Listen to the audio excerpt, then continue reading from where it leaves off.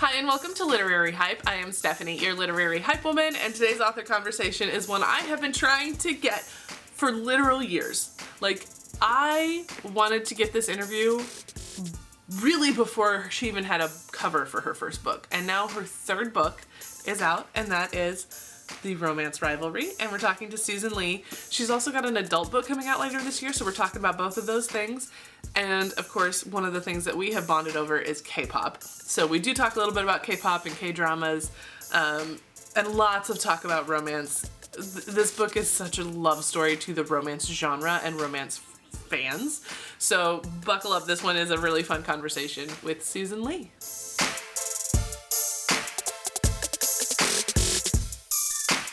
Welcome to Literary Hype. I am ecstatic to finally have you on the show to talk about the Romance Rivalry, of course, today.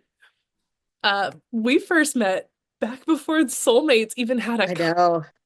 I know. This is such a long time coming. I'm so excited that we finally made this work. Yes. We met like kind of via K-pop, right? It's like I think we were talking and then I saw your sister's profile name, which is like Junghan Angel or Yeah, something like that. But I knew you and I had been talking before, then I was like called it out. I'm like, oh my God, your sister's profile name. yeah, because you were giving out hats.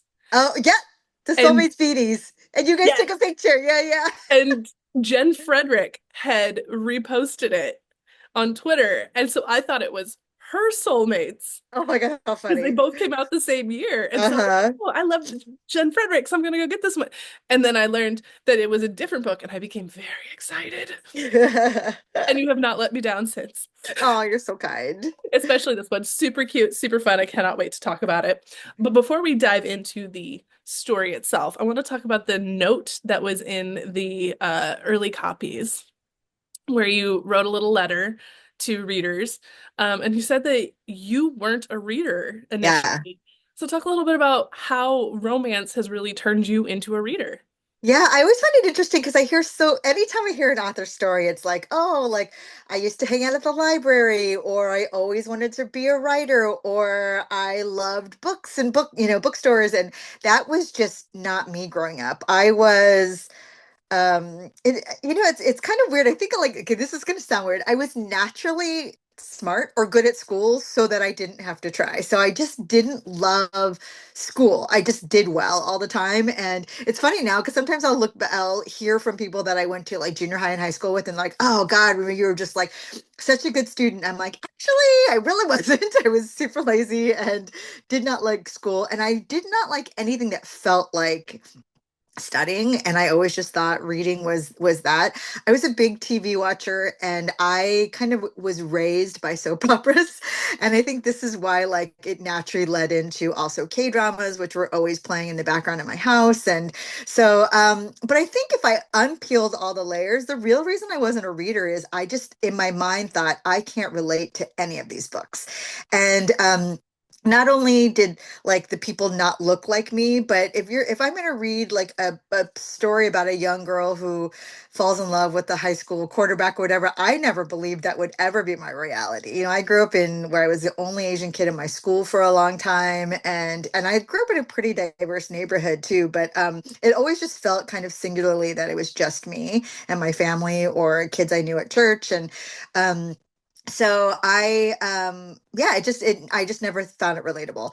But it wasn't until I became an adult and I had moved to a brand new city, and I was kind of lonely and bored. And I think my sister, who's a huge romance reader, had recommended a book to me. It was probably a chick lit book, I think, a women's fiction book. And I read it like in a night. It was just like so all of a sudden, like it felt relatable in the way that, yeah, she might have been blonde and I'm not, but she was in her 20s and in a new city and living alone. And then I just started picking up more and more and more. And I just got super hooked. So from that day on, like in my adulthood, it was romance that led me into just reading in general. And now I read like memoirs, nonfiction, fantasy, sci-fi. I love reading, but I don't think I ever would have. I mean, romance was definitely my gateway and it remains kind of my number one genre. You call romance the genre of love and hope. What does that mean to Yeah. you? Yeah. I mean, I think it's kind of so many things. I had mentioned this once before, but I feel like romance is also the genre of bravery, of courage. It takes a lot. I think it's like, predominantly written by early days, especially by women, and where so many other genres were just not as open to women writing stories and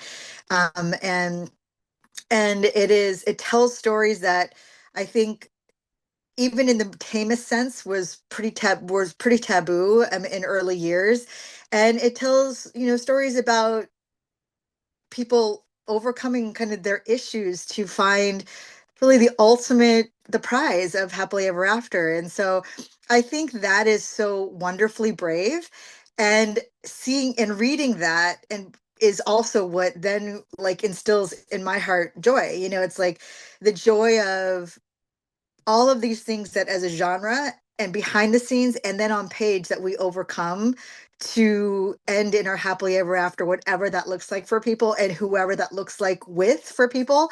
That's really just something I just think is so celebratory, and that's why I love reading it so much. You've become such a mainstay of the romance community over the last few books that you've written and made friends with some really popular and great authors. So, what does the romance community mean to you? Oh gosh, it's so important. I feel so grateful that I have a wonderfully supportive and kind and fun community around me, and I do feel really lucky that a lot of my friends have found a level of success that is just stratospheric and wonderful. I didn't have a lot of female friends growing up. Like I was a tomboy and most of my friends were guys, and I grew up very distrusting, and I don't need to pack, this is not therapy, I want to pack all my issues for you, but like I find it so wonderful that as an adult I am looking more for people who are like me versus who aren't.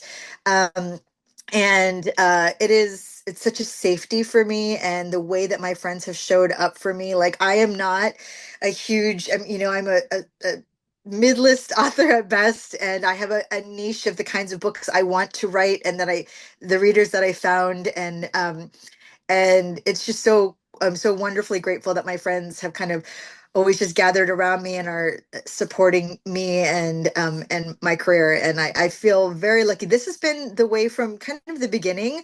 I'm just lucky to have also known a lot of people before they've published books, and we've all kind of taken these journeys together, and yeah, it's really kind of the romance landia. It is my happy place and my safe place. And the romance community plays such a big part of the romance rivalry. So, talk a little bit about what this book is about and where the initial idea came from. Before I was a writer, I was actually a reviewer and blogger. So back in the day, blogging was a big thing, and I just read prolifically. I loved talking about books. And I have also leaned heavily into reviewers and online people, like the online space, like booktube, book talk, bookstagram, to find my next read. So I am just so grateful for people who love to read books and then want to share about it. Like it's like it bubbles out of you, like you can't not, you just have to talk about it. So I knew I eventually at one day wanted to write a very meta book about the genre. I wasn't sure if it was going to be a book about a writer or if it was going to be about a reader, but what I really landed on is I wanted to do a celebration of those who read and then talk about books. So this is a book about a girl, Irene, who is a prolific romance reviewer, one of the biggest in the space. And it's the one thing that she identifies with where she feels like she is special. She is a middle child, in her family of all overachievers, and this is her space. This is the one thing she does. And then lo and behold, a new reviewer comes onto the space, and he's a guy, which I also think is so great these days that there are more men reading romance and also actively talking about it and enjoying it. And but he kind of like encroaches on her space, and they have such different takes on books and the genre. And she starts to find that his reviewers are kind of trolling her.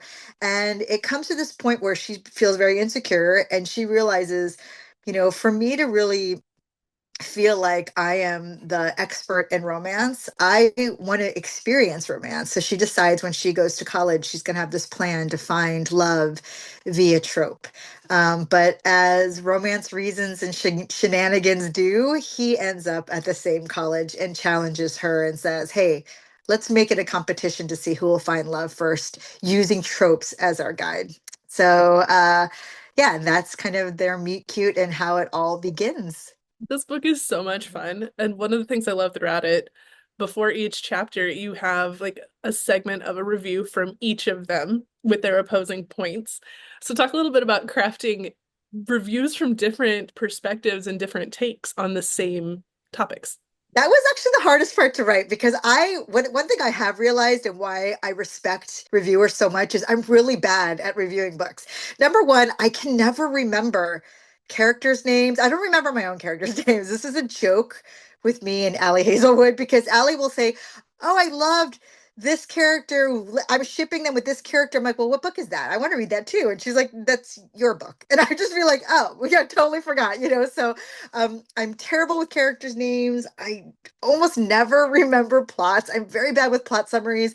So I just think it's so fascinating and wonderfully talented when people do this online. And thus, when I wrote myself into this corner deciding that I was going to do these epigraphs in the beginning of every chapter, that which are just little snippet reviews, it was excruciating. It was so hard, but I just do think that it's really fun and you get kind of like a little preview of what's going to happen in that chapter from the points of view of each of the characters. Which goes along well with all of the chapter names are tropes, and they Yes. somehow hint at that trope in the chapter. Yeah. Did you have to plot that out ahead of time, or did that just kind of come about naturally? I am not a plotter. And when I kind of started realizing that I wanted to write in this format, I just wrote a list of as many tropes as I could find. And the thing is, like, I mean, I use the word trope very kind of broadly because I think a lot of times we'll say things like something is a trope and it's not technically a trope. It's like either a category or it's a descriptor. But I think that in this day and age, especially when we have discourse or discussion around tropes, we are not always accurate as to what a trope is. So I did take some liberties. But yeah, so I had a long list of about 40 of them. And as I was thinking, oh, what's going to happen next in the story, I then started pulling what could the trope be that describes this chapter or this scene. And so I kind of did it backwards from there. They're so funny the way that you work them in, especially Secret Baby. Oh yeah. When I saw that, I was like, what? Is it bad? It's Did it like a happen? YA secret baby. And then I have a Fated Mates and Omega Verse chapter 2, and it's like I think people get a little bit confused. I was joking once. I did one of those graphics that has tropes, and then I said a little touch of Omega Verse, and people were like, "Wait, I thought this was a contemporary." I'm like, "Oh, it totally is. You'll get it when you read it." So, fun fact of the Omega Verse chapter, I was actually reading Mate at the time when I was writing it. And Allie was like putting Omegaverse out into the world. She didn't start Omegaverse, obviously, but she was talking about it so much that I thought, oh my God, wouldn't it be fun if I just did a little nod to that in the YA space? So that's what that chapter kind of where that came from. What was it like for you to dabble outside of your norm with that Oh chapter? my God.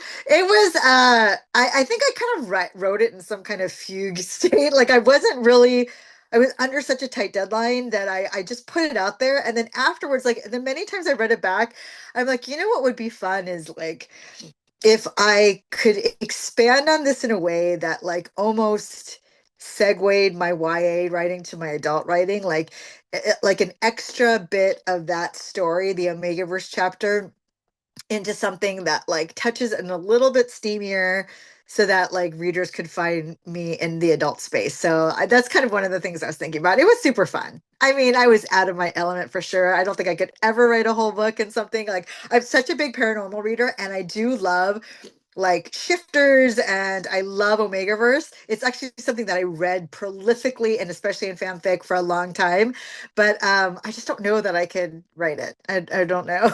It was very entertaining and very well worked in. So I'm Thank you. here for it. I support this. especially with the mate inspiration, or bride inspiration, because mate's coming and I Oh need yeah, it. maybe it's the next one. Yeah, yeah. I Right. need it so bad. But one of the things that comes up in the conversations between our Aiden and Irene, well, no, I guess it wasn't Aiden and Irene. It was in the prologue. Irene and this other guy, these other people at prom of, are you, oh, I thought you were a real reader when she starts Yeah. talking about romance. So talk a little bit about the stigma that comes with romance and why it's so important to crack through it. Yeah, honestly, it's so old. I'm so over it. It's like so funny that it comes up year after year of like the guilty pleasure or not real reading or being ashamed or hiding what you're reading or being made fun of being a romance reader. And I'm just like, "Okay, we're not past this yet." When every time it comes up, it makes me realize that, oh, you're the person who has this problem or sees it this way that has been so disconnected. You're the one that is late to the game. You're the one that is slow to this conversation because we've done this already. It's not to spit facts, but it's like one of the highest grossing genres out there in all of literature. We have over 75 romance specific bookstores across, I think that's just the US number. Romancing the Data, she's Jane, has an account on Instagram and a website, and I love what she does. She takes data points for different things about romance and puts it out there. And she really kind of I love that because it's like this is the proof. Proof is in the pudding of where the money is going, where the readership is. It used to be that it's because romance readers are so prolific that we could bank on, there being a readership because if you read one, you're going to read the next backlist of 10 and then anything that is like that book. But really, it is just expanded so much, I think, especially after the pandemic when people were looking for books that brought joy and hope. And the same thing happened with BTS, actually. It's like people found BTS during the pandemic because they needed something to find joy in. And there was such a backlist of stuff to watch and get to know. And that's the same with romance, right? It's like you want to find joy during a time that's difficult. And then there's just so much there. And you get so like you've been starving for so long that you just want to eat it all. And so like why poo poo and stuff like that, like why I just don't understand why anyone would have an issue with that or like try to minimize what the importance of that in literature. So I'm kind of just over that conversation. I just like now I don't even get fired up about it anymore. I just roll my eyes and I'm just like, yeah, you've got some catching up to do. Like that's how I see it for people. But that's so true of like, because I used to be the same way of, oh, like it's not, I didn't read romance because I need to be reading something that's smart or whatever. Uh-huh. It wasn't until around the pandemic where I'd picked up an arc of Tessa Bailey's and then Oh, you dove right in. couldn't go back to like the story shut down. So then, okay, I've got to read what I've got. Yeah. And so I picked that up and was like, oh wait, this is a second in a series. So I had to go back and read the first. And it's all Tessa Bailey's fault now. Yeah. Well, But I mean, I I'm like this. saying, like, if you're gonna go, you went in, you first dove right in there. I mean, I think the thing is, like, there's it, like, even stepping back from just romance, there is just, I think, a misconception or misunderstanding of what reading means, and I think that like people have just as a society, we have a very narrow view of what reading is, who is a reader, what it means if you are a reader, and there's a lot of kind of like trying to pigeonhole people and that as a hobby, like just because you're a reader, and this like not to use this as a bad term, but like doesn't mean you're a librarian, just like it doesn't mean that like that's all you do or that you only have a life on page, which no shame in any of those things, but I think like the way that people used to see reading and books was just so like this is what it is, and which is so sad because the creativity of what you get out of it expands your mind and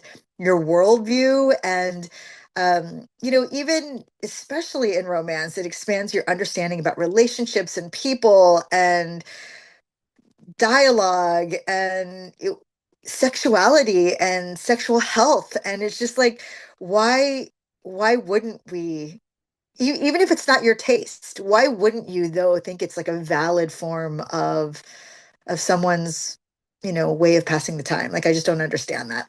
And you do get to have a little fun with the romance genre Yeah. throughout this book by name dropping icons and friends and legends throughout this book. So, what was it like for you to work those names into the story and then, like, being friends with Christina Lauren, getting their reaction to them seeing their name in the book? Know if they know that yet. I haven't told anyone. So like, yeah, I mean, I'm such a fangirl. I'm such a fangirl of the genre. Like I'm a fangirl of editors and agents and writers and so this was like very like for me, I almost had to I had to ask like my editor early on if I had gone too far, like because I could drop Easter eggs and little inside jokes for days if I wanted to, and I had to be kind of like bring that back because I wanted also to be accessible for people who are new to the genre and to who have never kind of stepped foot into romance landia as a community. And but I also wanted to very specifically call out authors who had made a big impact, whose books I still remember, whose characters I actually remember. And so yeah, there are call outs to Nalini Singh and Lisa Kleypas and Beverly Jenkins and J.R. Ward and Christina Lauren. And those are all my favorites. And it's kind of funny because like um I'm always aware of when people like poo-poo on YA, especially YA written by adults, and say, oh, well, it's like YA, like obviously it's written by adult because who reads that? But I know for a fact that teenagers are reading Christina Lauren, and I hope teenagers are finding Nalini Singh, and like so I even double checked to make sure that is the truth, and it is. And that's the one thing that made me then like applaud romance again. It's like, yes, some of them like have dated themselves with cultural references, especially like a J.R. Ward, but it is so timeless. And who doesn't want to read a happily ever after, especially if it's hard fought and hard won, and so I think a lot of those books are, just they're timeless and they're being found by new generations of readership, and I love that. So I wanted to, yeah, I wanted to put like kind of nods and little hearts to all my favorite authors and in the book. I don't think J.R. Ward is going to date you in this one, though, because Black Dagger Brotherhood is becoming a show. She was just Yes, at a Polycon and had that whole true. speech. So the children are learning about J.R. Yeah. right now, and What is actually kind of funny is of all the like comments and messages from early readers, the most has been about cracking up that I included Zeta's story in this book. But I'm like, come on, that is to date one of my favorite, most heart-wrenching, gut like shattering books that I've ever read, and I will always remember it. And so yeah, that was without a doubt an easy little nod to add in the book. and other nods that you have in this book include some BTS references. Yes. And Subin is our inspiration Yes. for Aiden. So talk a little bit about blending your love of K-pop and K-dramas into your books. Yes. I mean, like I said, I was not an early reader. I was raised by soap operas and K-dramas. So it is kind of like that's how my mind works when I think of story is like the way that K-drama beats. I jokingly only half lying, joking, always say that my books are all fan fiction of K-dramas.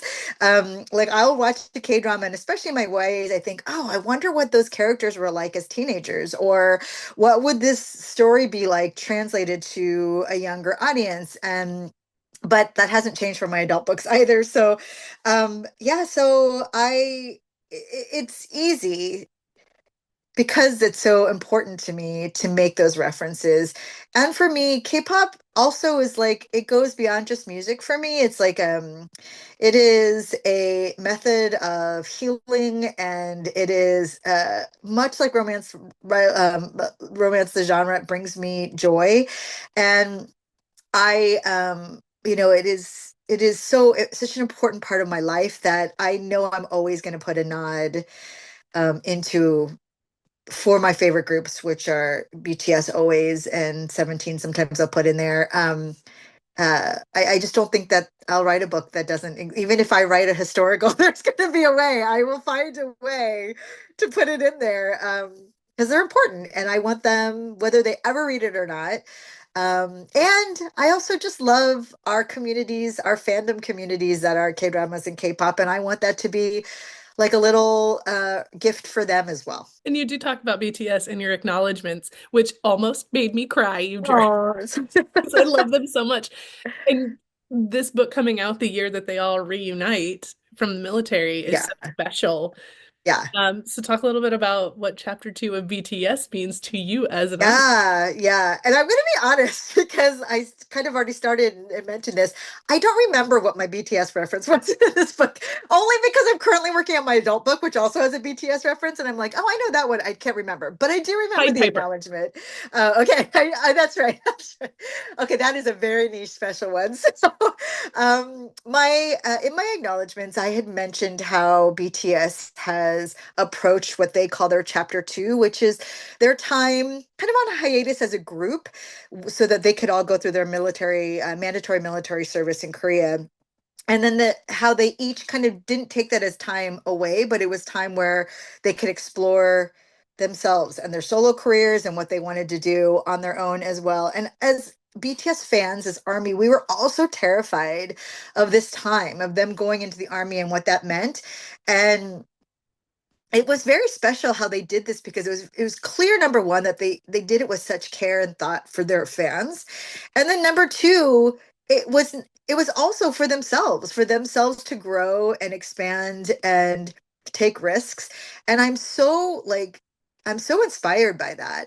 And in this point in my career where right after writing the Romance Rivalry, I had sold my adult book and I was working on my what will be my adult debut. It was just really inspiring to me, and I felt so motivated by that. Like, I want to do this well, I want to take risks, I want this also to be a gift for my current readership, for them to grow into this too. And so they're chapter two, and I think what also is so great about chapter two, aside from sometimes when Army comes at you, they don't ask you to love everything that they're doing. It's like, as a BTS fan, you don't have to love all their music. As soloists, they're just saying, hey, we're putting this out there, and all they've asked is for us to be there when they get back. And so I respect and love that too. And I mean, always just going to support them even as individuals, but like their stuff isn't all for me, their solo stuff isn't all for me, but that makes me love them even more, so that they creatively took chances. I could Uh, talk about this for hours. Sorry. oh, girl, same.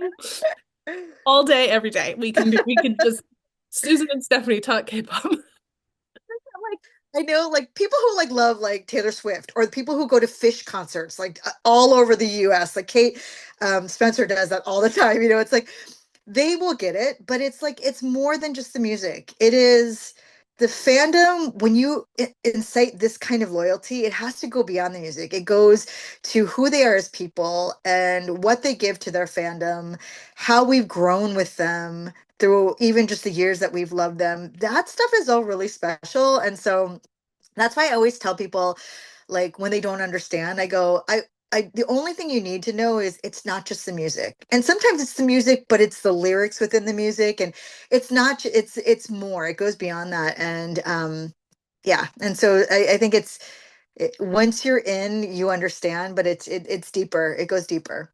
So Aiden's last name is Jung. Yes. That's in reference to Jungkook. What's so funny, also, my husband in 17 is Chun Wonu. I like I did not do it intentionally. It clearly was my subconscious, obviously.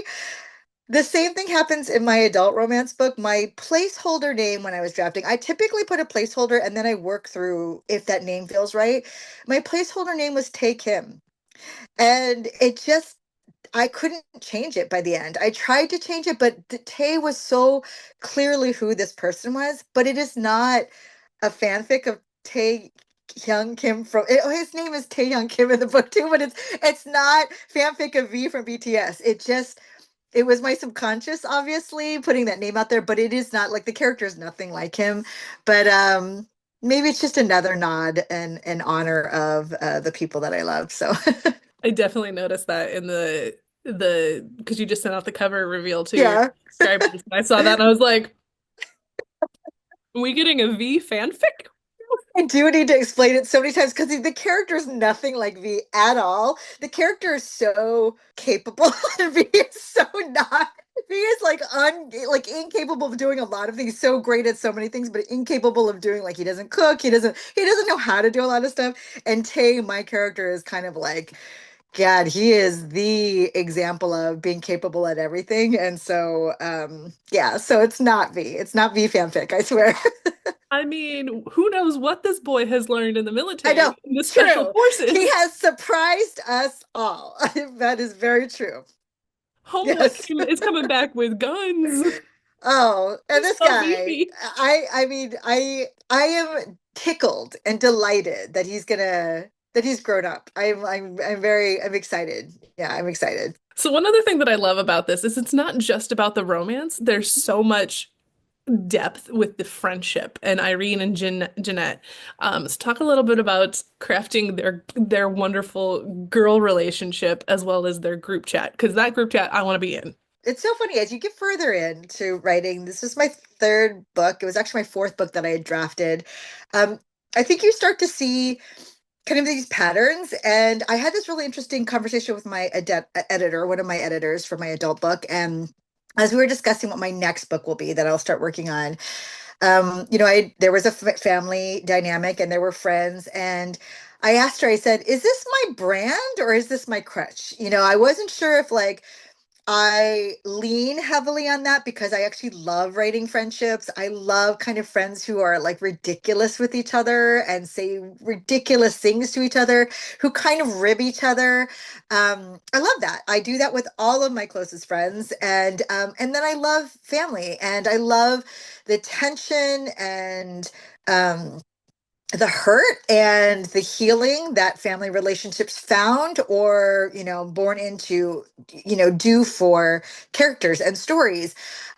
And so I think that like it's probably part of my brand. It's like I pretty much throughout all my books there's been like kind of quirky side characters that are the friend, the best friend, the sibling. And so when I was writing this, I I this is my first book also from just one point of view. I usually do duo POVs. And so I needed her to have someone to talk things through and to figure stuff out with, and someone who was different enough that she could kind of pull herself out of her very insular small world and see things differently. And so that's how this Jeanette character came about. And I love her too. I just think she's such a wonderfully soft character. And but also just really fun and super like over the top loving. And it's kind of funny because all the things that this character, this best friend character, makes like Irene uncomfortable a little bit, but then also helps her to grow. Those are things that would make me uncomfortable too. Like someone who's just very effusively loving and so supportive. I'm always just like, stop, it's like, but it's like also inside, I'm like, well, thank you. I needed that so much, and I would never ask for it. And she was a delight. And then I wanted to add something similar for Aiden on his side. And that's how Aiden's friend Charles came about. Yeah, and their scenes are kind of like the friend group scenes are some of my favorites. They're and quite frankly probably the easiest to write. I really enjoyed those. I would absolutely agree. The group chat when they're all roasting each Oh other, yes. especially roasting over the competition, just giggles on giggles on giggles. So you touched on your adult book coming up. What can you tell us about that? Oh gosh. I'm so excited. I'm really excited. To be honest, I wasn't a big YA reader when I was getting into romance. And so it kind of like stumbled into writing YA, and I love it. I do, and I feel I have more stories to tell for young people. And I also just want to, like, a part of me wants to give voice to young people that isn't kind of common to what gatekeepers and um people trying to protect them are doing. So I still want to write YA. However, I am in my heart of hearts. I read adult romance. I read everything in adult romance. I will read some messed up shit in adult romance. I will read the sweetest stuff too, and all across all genres and categories within romance. And so, and a part of me thought I should never write adult because that's my safe spot. That's my comfort zone. And if I go into it in a work way, maybe that will not be the same. But I also have stories to tell for older people and people who are no longer dealing with first love, but they're dealing with forever love, or they're dealing with complications of what it means to be an adult and having baggage. And so I want to write those stories. So me and my agent had been discussing from the time that before Soulmates even came out, it was kind of agreed that we would enter into my career with the end, not the end game, but the next step being we'll enter in with YA, but we'll move on to adult. It took longer than I'd expected, only because we wanted to put out a couple YA books first. And then by that point, we wanted to find the perfect romance or the right romance for me to break out with. I had already written Julia's Song is Undateable. It was the second book I wrote after Soulmates. I wrote it before the name drop or anything. I'd written it in 2021 during the pandemic. I loved it. I'd always hoped it would be my first book, and I always hoped it would be a book, and it definitely needed some editing. And it sat for a while. And then, and I think I can say this, I might have already shared it, but we hadn't gone out on sub yet with this book. We were still kind of working through what my YA career was going to look like. And my delightful editor, Michelle from Canary Street Press, she contacted us, and she had read Soulmates. I think she was on vacation, and she said, I want a book. She's like, basically, we will buy whatever Susan writes for her first adult. And what I loved about Soulmates was kind of this family dynamic on top of the romance and identity. And I'm like, well, I've already written that adult book and you can have it. If you guys want it, it's yours. And so we agreed. And I love this book so much. It is like kind of everything that my YA books are, just on steroids. It's like more because I can do more. When you're adult, you can explore more. You can, you can experience more. And so it is kind of just next level of what my YAs are. It's wacky, it's funny. There's oh God, it's a best friend group that I love so much. I love these girls so much. And it's a romance of like, it's a cinnamon roll guy who is just, he's so wonderful. I like, I'm holding with that. This is how I feel about him. I love him. And so, and then there are some really deep family things that are, yeah, they're just really beautiful. So I love it. It's called Julia's Song is Undateable. It comes out October 28th. And yeah, I just really love it. I hope you guys will all read it. What can you say about what you're working on beyond Julia's Oh Song? God, yeah. So I think the big conversation is what's next. Was it going to be a YA book or my next adult book? I have both under contract. Um, but I have ideas for both. The only thing is that the YA like cycle of publishing a book is just longer. It takes a little bit longer. And also YA books for me just take a little bit longer to write. And we are on kind of a very short cycle for me to get books out for 2026. So it is agreed. My next book will be my next adult book, which will come out in probably probably summer of 2026. So less than a year, maybe 6 to 9 months from when the debut comes out. And then I'll have my next YA book after that. And we have not solidified story enough. Like I say, I don't plot, so it's really hard to say what a story is going to be about. But I am also very excited about the next adult book. I'm excited to write it, which is a miracle. So, like, writing is not my favorite thing. I love to tell a story, but to actually write it is difficult for me. So, but I am like pumped to write this. So I think it's going to be fun. Do you change your approach or your process at all for adult versus YA? No, very rarely. I'm trying to not talk myself down as much anymore. I'm really bad at that, because I always say, "Oh, I'm not really a writer. I'm not good at this. I never studied this." But like, I I don't have a lot of tools in my toolkit when it comes to the actual craft of writing. So my best tool is I have a very vivid imagination, I have a storyteller's brain. And so like my process is always just get it down on page, figure out what happens, and then figure out what makes it a book. So I'm in that process right now, just figuring out what happens.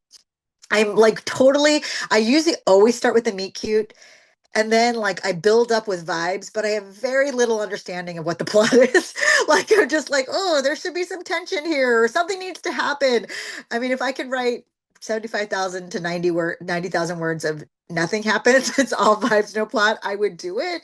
Because that's really what I struggle with the most. And that's usually what I deal with in edits. So What have you learned about writing over your last couple books that you wish you would have known for book one? I have learned that it's okay that I have things that I'm better at and not good at. It doesn't mean that at the end that my book is gonna be loved any less than anyone else's books. I think, I need to remind myself always, I come from reading. Like I started as a reader first as an adult versus a writer. And as a reader, I will forgive a lot of things in a book if I love one thing, and it's like what resonates or what makes people love a book is not necessarily the craft of writing. And then sometimes it is. So I want, if I could tell myself something, then it's like, don't be so hard on yourself. You're going to find readers who are going to love your book and who will then allow you to keep writing books. And so that's one of the things that I'm just gentler on myself as I go through the process with each new book. You also have this really fun side project that I love, your custom keyboard. Yes. Talk a little bit about how you got into that and started selling those. Yeah, so this actually, I think it's very like parallel to how I got into reading romance, but I have an obsessive personality. I find hyperfixations. If I love something, I go deep and want to do everything, and like almost to the point of like, geez, settle down, Susan, and I was on TikTok of like last year, beginning of last year of 2024, and I started seeing these aesthetic videos of women who had just gorgeous desk setups, and they'd be like beautiful desk setups, gorgeous nails, and then really pretty keyboards. And then they would do these videos of them typing keyboards. And I was like so curious about it. So I started kind of like going down this rabbit hole and finding that what is so amazing about this is that mechanical keyboards were really kind of like all the rage with male gamers and who were tired of kind of like just the flat Apple keyboard or like the plain black keyboard you were getting with your computer, and they needed faster trigger keys, and they started learning how to take apart keyboards, and so it became this whole thing in gaming. And then it was actually female gamers who said, well, I want my board to be pretty, and I want my board to look a certain way, and I wanted to match the aesthetic of my desk and my room. And so female gamers and Twitch streamers were like really kind of running with making this so much prettier. And then I just was like, this is the shit. It's like kind of like this feminist, take on something that was run by the patriarchy and making it like their own. And so I just could not be stopped from that. I wanted to learn everything. What makes it sound a certain way? I wanted all the technology about it. I used to be a network engineer in my early days of a career. And so I was like, tell me the technology and then also let me use the creative part of my brain to, make it pretty. And then when I thought, oh my God, like I could make boards that match some of my favorite books that are coming out. So I then just like combined this keyboards and books or keep out keyboards and K-pop and like I did not expect like just such the positive reaction from people and people being just so enthusiastic about my kind of weird side project. Yeah, and then my friends Julie Soto and Ali Hazelwood, they're like, you should sell these. People want this. And so now I sell them. I don't sell them for a profit. I just sell them at cost because I want people to have pretty keyboards. I've also noticed that sometimes I'm typing, I'll use just my plain keyboard, and when I'm stuck, I will switch out my keyboard with a different look, different sound, different feel. And whether it is just a mental thing or not, the placebo effect or whatever, I feel like I'm suddenly writing something new. And so it's helped me. So I like to gift them to my friends. And yeah, that's kind of my jam. SusansCustomKeebs.com.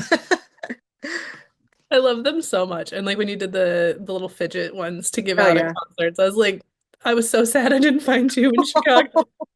I was like, no. I that was also really fun finding like K-pop fans. Like it was for 17 the Carrots and them getting that. It was just I loved everyone's kind of reaction because a lot of us are introverts, a lot of us have anxiety, and like I did it kind of creatively for the aesthetic of like being able to do just a small little keyboard, but then seeing how it actually helps people, that really like ugh, oh my God, that was everything. I love it.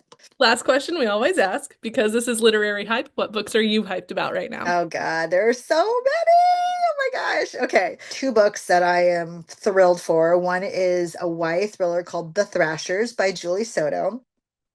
I read this very early and was just blown away. It is the vibes of, she likens it to Veronica Mars, but for readers, I will tell you, if you love Kara Thomas or Karen McManus, it's like so good.